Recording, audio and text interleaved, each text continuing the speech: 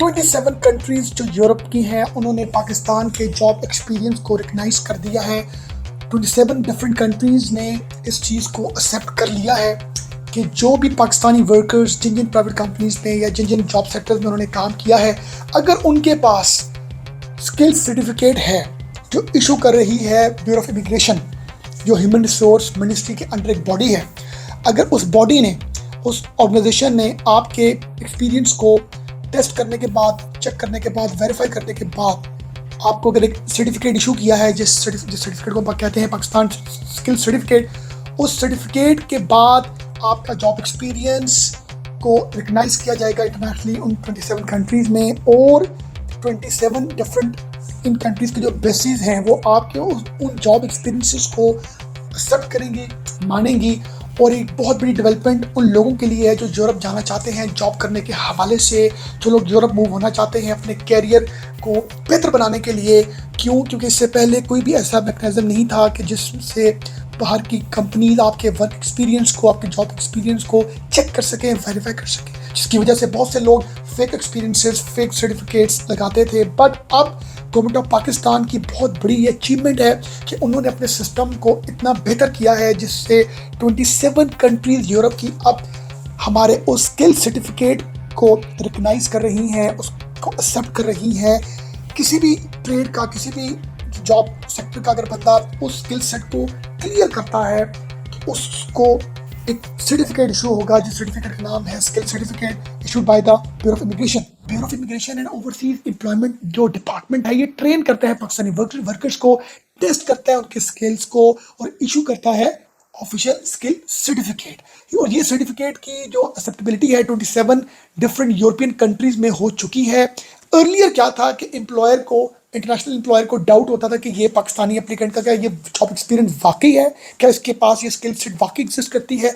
और बहुत से वीज़ाज रिजेक्ट होते थे, बहुत से इंटरव्यूज रिजेक्ट होते थे। एम्प्लॉयर को फेक जॉब एक्सपीरियंस से, फेक लेटर के साथ आप कोई भी चीज़ बता सकते हो, बट उसको प्रूव करना ऑब्वियसली बड़ा डिफिकल्ट और इम्पॉसिबल है और रॉन्ग मीडियम है। अब उस चीज़ को बहुत ज़्यादा एआई बेस कर दिया गया है। अब क्या है, पाकिस्तानी स्किल्स जो हैं वो इंटरनेशनली रिकग्नाइज हो चुकी हैं। एम्प्लॉयर ट्रस्ट करेगा गवर्नमेंट इशूड सर्टिफिकेट्स के ऊपर जो जॉब अप्रूवल के हवाले से ईजियर और फास्टर होगा। ये बहुत बड़ा गेम चेंजर है ब्यूरो ऑफ इमिग्रेशन की तरफ से। अगर आप इलेक्ट्रिशियन है, प्लम्बर है, मेसन है, कारपेंटर है, ड्राइवर है, what ever the category you belong from, आपका आर्टिफिशियल इंटेलिजेंस बेस्ड टेस्ट होगा आपकी स्किल्स से रिलेटेड, आपकी एजुकेशन से रिलेटेड। कौन लेगा? Bureau of immigration. और ये टेस्ट जो है ये आर्टिफिशियल इंटेलिजेंस जब लेगा वो चेक करेगा आपकी एजुकेशन, आपका एक्सपीरियंस, आपकी जो आपकी सर्टिफिकेशन, आपकी जो ट्रेनिंग लिखी हुई है, जो कुछ आपके सीवी में है वो उस सीवी से रिलेटेड आपका एक बहुत ही डिटेल टेस्ट लेगा। उस टेस्ट के बाद एक फेयर और एक ट्रांसपेरेंट सिस्टम से गुजरने के बाद आपकी स्किल्स को मैच किया जाएगा as per as your CV, और फिर आपको एक सर्टिफिकेट इशू कर दिया जाएगा अगर तो आप उसको क्लियर करते हैं। और सर्टिफिकेट को कहाँ माना जाएगा? यूरोप के 27 कंट्रीज में, Austria, Germany, France, Italy, Spain, Netherlands, Belgium, Finland, Denmark, Portugal, Poland, Hungary और Greece, Ireland, Cyprus, Malta, Lithuania, Estonia, Luxembourg.